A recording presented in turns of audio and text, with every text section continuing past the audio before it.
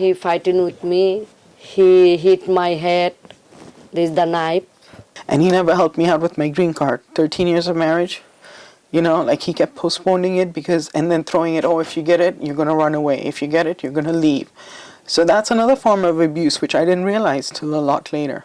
The Family Justice Centers are the one-stop shop where city officials say all help is available for all victims and survivors of domestic violence, whether they are documented or not. We don't actually ask questions about someone's status until the point at which it becomes relevant in the conversation. So usually that's when we're asking someone whether or not they'd like to meet with an immigration attorney. But there are huge obstacles for those who are undocumented. For an undocumented person, there are hurdles everywhere. Like I think from the day one that they start, everywhere you go, especially with benefits, with the legal system, with the police system, with the job system. I mean, nobody wants to offer a job to a person who doesn't have papers, right? I mean, so the challenges are numerous. It's huge, and it's strange how somebody must have stayed in this country for decades and still doesn't have access to resources like somebody else would have. I mean, their kids could all be citizens, but then they are not documented, and they'll either have to wait for their children to grow up and then sponsor them. They no help in nothing because I have a problem. I no have a social security number. I don't have a work permit. I can go any place and take the job. In the shelter, they help the ones that have papers. If you're a citizen and you have papers, then they help you out get a job. They'll help you with any. I don't have papers to go work legally anywhere. And in the shelter, instead of them understanding that, okay, she's undocumented, she has a son, whatever, no, they keep, when are you leaving? When are you leaving? Did you get an apartment? So every time I sit down with the caseworker, I have to tell her, do you remember I'm undocumented? It's the same caseworker. Do you remember I'm undocumented? Did you find work yet? No, I didn't find work yet. Apana says her undocumented status also deprives her of benefits that single parents like herself get. Being a single parent, being in the shelter, there are funds available to help me, but because I'm undocumented, it's not available there for me. Women in Need is the largest provider of shelter and supportive housing to homeless families, especially women and children in New York City. It also shelters victims and survivors of domestic violence.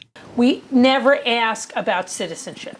So undocumented women, their children, undocumented husbands or boyfriends are all completely welcome at a WIN shelter. Whether or not they ask about status, there are services that are simply not for undocumented people. For example, permanent housing.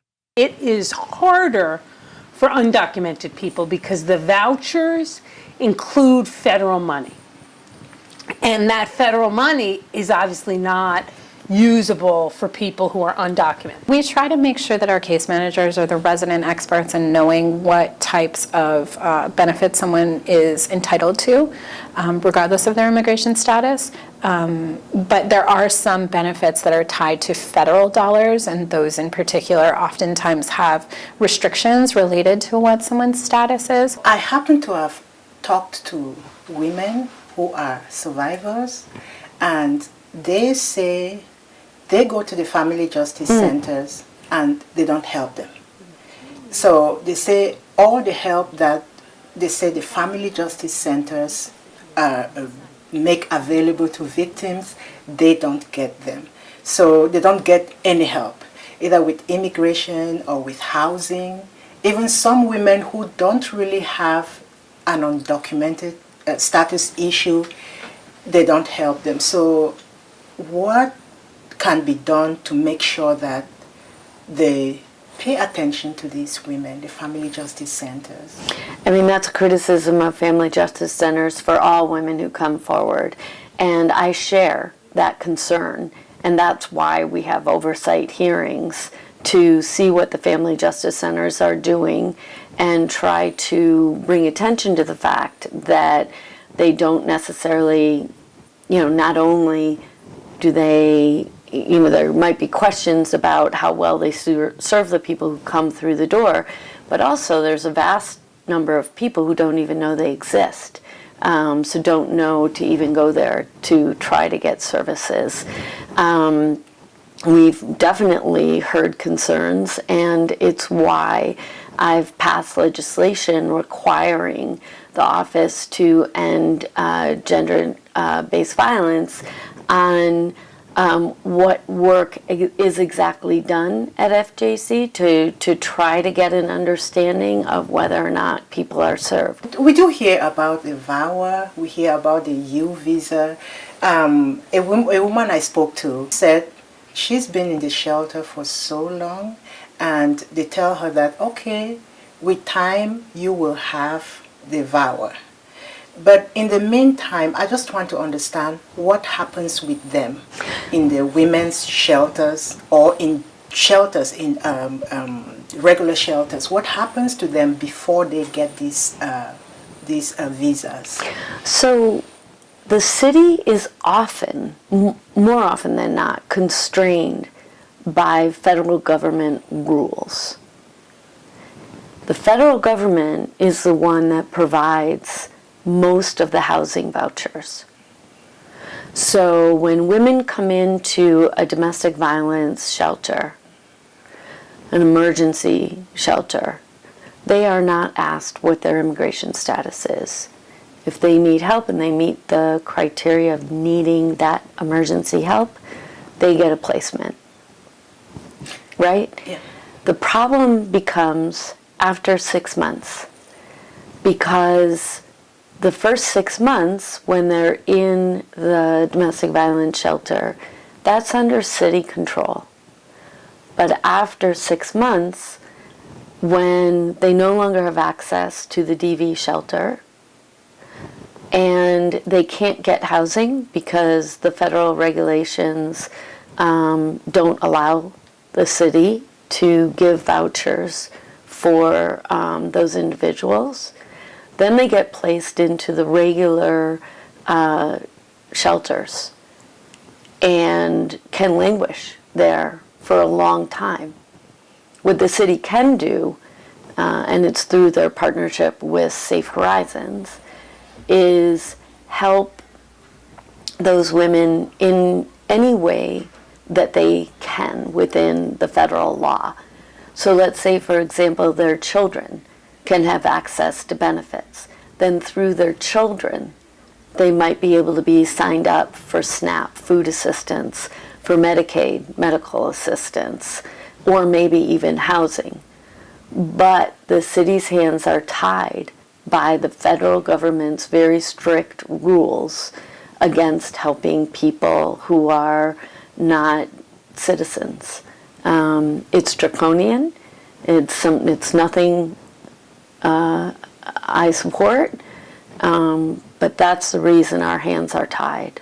We had wanted to create a voucher that was just city money that undocumented people could use. But then when Donald Trump became president, we all put our heads together, and there was really a feeling in the community that advocates exclusively for undocumented immigrants that if we did that, there would be a list that the Trump administration would have of who the undocumented people were that got vouchers, and that was simply too dangerous. So it is harder for undocumented people to find housing options for themselves. So with this, what you just said about creating something just for New York City, Undocumented. do you still have that in the works? No, I mean, Even for the we've future, look, without Donald Trump? I think it's a very viable option when he's not president. Okay. When he's not president, I think it's a really viable option, but as long as he's president, we can't do it. The survivors say Saki for South Asian women is helping them with legal representation and some one-time payments for their needs, but can't help them with housing or a job because they need documents. Last month, now together 3 month rent. I don't have a job. Now give you this, the Sakit give you this, the 1 month. But we need a more 2 months. I don't have a money, I don't have a job. Because I don't have a social security number, no have a work permit. That's why Saki no helping like this. My lawyer said she would do it pro bono for me. my case. But then in the middle, she just kept dragging it, and then in the middle, like she decided not to do it pro bono. That I would still have to pay her 8,000-10,000. I just didn't have the money like that, so I withdrew my case from her. I called Saki, and they helped me get a free lawyer. It could be even more challenging for undocumented victims and survivors of domestic violence to seek services when they have language barriers. Alice Hawks says the Family Justice Centers do all they can to provide language services to all who need them. We try to have a case manager available who speaks the language of most of the individuals who come in. They would meet with a case manager, either speaking in that person's language of choice or using a telephone interpreter.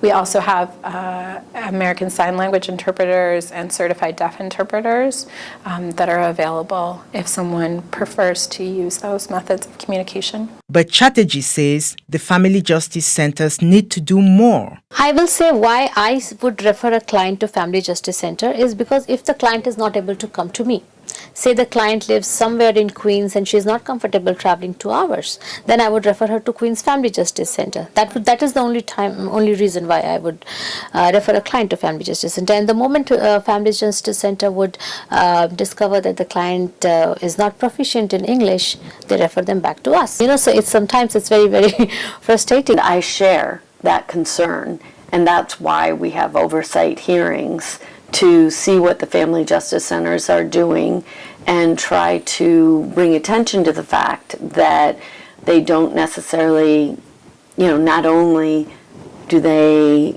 there might be questions about how well they serve the people who come through the door. Mina says she is relying on hope. My case immigration lawyer, she's applied for me 2017. She say you wait 3 years. She applied for me, this is the U visa. As for Apana, she says she cannot leave the shelter. Housing, they're only paying for my son, and he just turned 18, so benefits are less. And then I'm not getting any help with any kind of housing because I'm not a citizen. And I don't have work to work and be able to pay rent. So I'm stuck in the shelter. The Violence Against Women Reauthorization Act VAWA, a vital piece of legislation that helps undocumented victims and survivors of domestic violence, is now stalled in the U.S. Senate.